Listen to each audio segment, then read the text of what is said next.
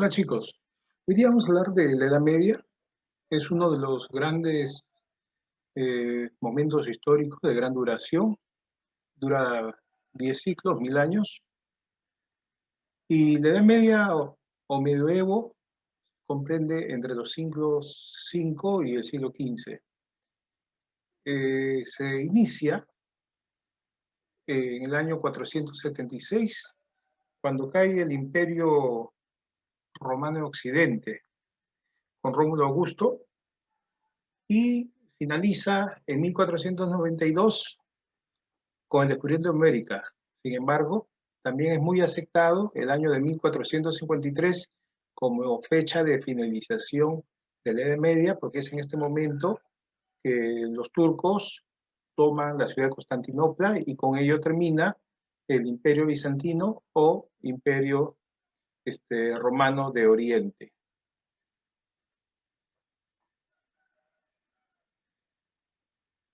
Existen características de la Edad Media. Entre las características políticas tenemos la monarquía absoluta. Una monarquía absoluta tiene concentrado en el rey todos los poderes. Legislativo, que ahora se lo damos nosotros al Congreso; ejecutivo, que para nosotros es lo que hace el presidente de los ministros; judicial y religioso. En una monarquía absoluta, el rey concentra en su persona todos los poderes. También tiene como característica que el pueblo no tiene ningún tipo de derechos y ese poder además es hereditario y vitalicio. Vitalicio quiere decir que dura toda la vida, ¿ya? Una característica también de la monarquía absoluta era que mantenía muy buenas relaciones con la Iglesia, que se encargaba de justificar esta ideología, siempre refrendando que el poder del rey absoluto era divino, o sea, provenía directamente de Dios, y que por ello no tenía que darle cuentas a nadie. Entre las características económicas tenemos que hablar del sistema feudal, que se basa en relaciones de vasallaje. Relaciones de vasallaje eran relaciones de un hombre con otro a cambio de ciertas concesiones. Muchas veces era la tierra. Entonces, existían las relaciones de dependencia entre el rey y los señores feudales, y también entre los señores feudales y los caballeros. Pero en las relaciones de los nobles con cualquiera de los anteriores, las relaciones eran de dependencia.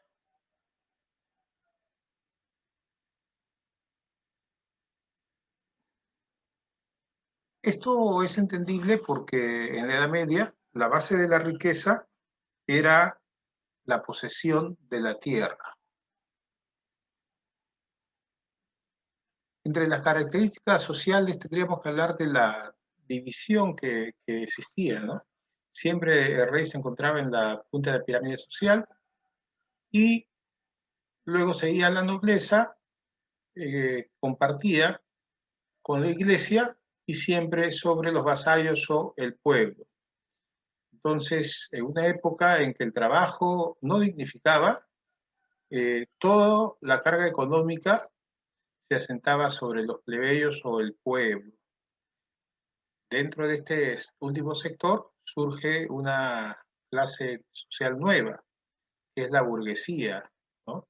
Gente del pueblo que gracias al comercio empieza a generar fortuna y que posteriormente tomarían mucho protagonismo.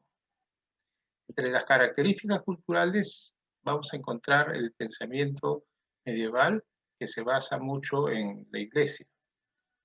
Entonces, en este rol de la iglesia tenemos que existían un predominio cultural del clero.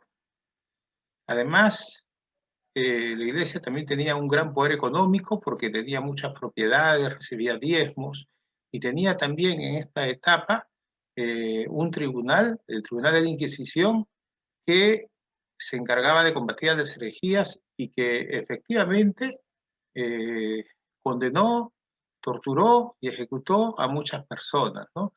En una época muy religiosa, la Iglesia tenía un poder enorme. Cuando hablamos de la Edad Media, tenemos que hablar de los periodos que comprende. Se le reconocen tres. La Alta Edad Media, que es inicial, va del siglo V al siglo X.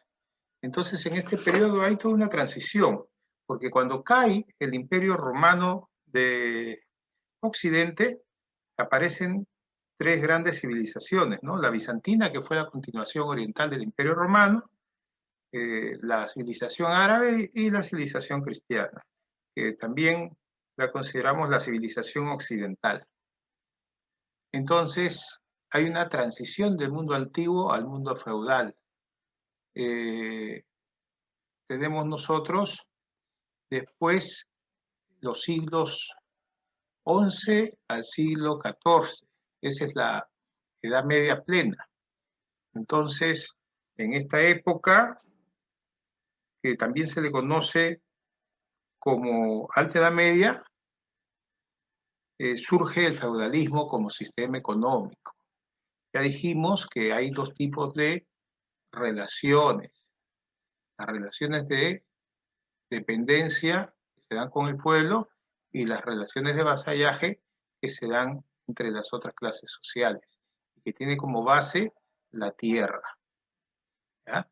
En esta época, en la fase de la Edad Media plena, o también conocida como Alta Edad Media, nosotros encontramos un aumento de la producción agraria, y entonces también empieza a resurgir el comercio en las ciudades. Estas toman protagonismo y surge la clase burguesa. ¿Quiénes eran los burgueses? Comerciantes generalmente de las ciudades que se habían enriquecido gracias al comercio. Finalmente viene la Baja Edad Media, que es el periodo de crisis. No hay que olvidar que disminuye mucho la población debido a las epidemias, en este caso la peste negra, lo cual trae consigo la crisis económica y un gran descontento, con muchas revueltas campesinas. En este caso, el feudalismo como sistema económico decae.